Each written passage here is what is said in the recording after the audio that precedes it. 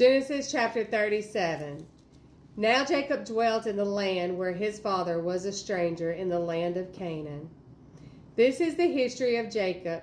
Joseph, being 17 years old, was feeding the flock with the brothers, and the lad was with the sons of Bilhah and the sons of Zilpah, his father's wives, and Joseph brought a bad report to them, to his father. Now Israel loved Joseph more than all his children, because he was the son of his old age. Also he made him a tunic of many colors. But when his brothers saw that their fathers loved him more than all his brothers, they hated him and could not speak peaceably to him. Now Joseph had a dream, and he told it to his brothers, and they hated him even more.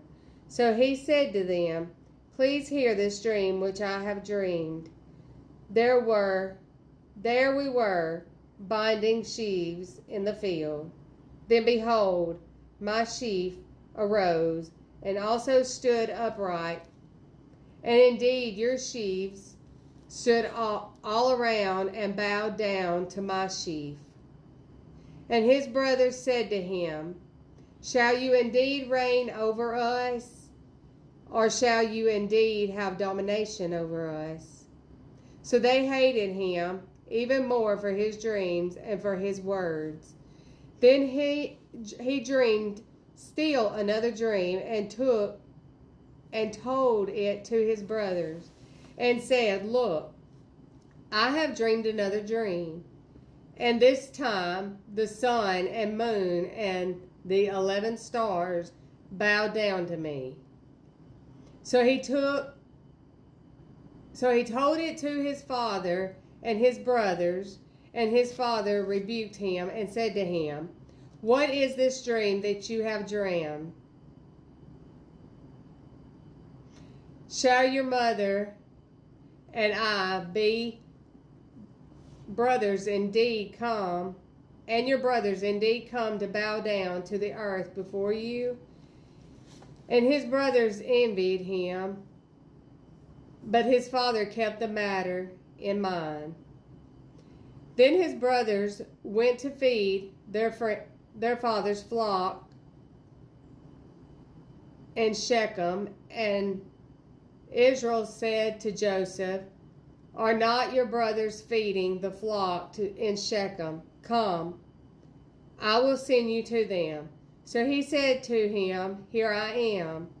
Then he said to him, "Please go and see if it is well with your brothers and well with the flocks, and bring back word to me." So he sent him out of the valley of Hebron, and he went to Shechem. Now a certain man found him, and there he was, wandering in the field. And the man asked him, saying, "What are you seeking?" So he said, "I am seeking my brothers. Please tell me where they are feeding their flocks." And the man said, "They have departed from here, for I heard them say, 'Let us go to Dothan.'" Joseph went after his brothers and found them in Dothan. Now when they saw him afar off, even before he came near them, they conspired against him and killed him. Then they said to one another, "Look, this dreamer is coming. Come, therefore, let us now kill him and cast him into some pit, and we shall say, 'Some wild beast has devoured him.' We shall see what will become of his dreams." But Reuben heard it, and he delivered him out of their hands, and said, "Let us not kill him."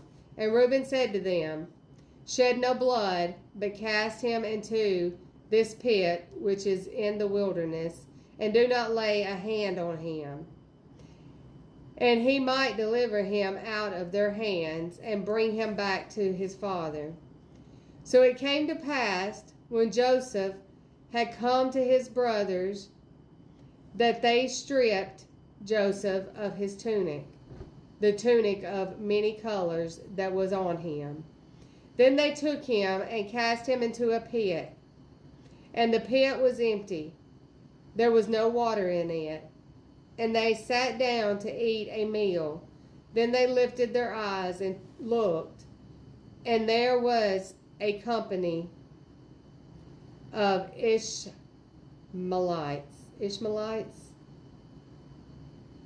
coming from Gilead, with their camels, bearing spices, balm, and myrrh, and their way to carry them down to Egypt. So Judah said to his brothers, "What profit is there if we kill our brother and conceal his blood? Come and let us sell him to the Ishmaelites, and let not our hand be upon him, for he is our brother and our flesh." And his brothers listened. Then Midianites traded Joseph up and lifted him out of the pit and sold him to the Ishmaelites for 20 shekels of silver. And they took Joseph to Egypt. Then Reuben returned to the pit, and indeed Joseph was not in the pit, and he tore his clothes. And he returned to his brothers and said, "The lad is no more, and I, where shall I go?" So they took Joseph's tunic, killed a kid of the goats, and dipped the tunic in the blood. Then they sent the tunic of many colors, and they brought it to their father and said, "We have found this. Do you know whether it is your son's tunic or not?" And he recognized it and said, "It is my son's tunic.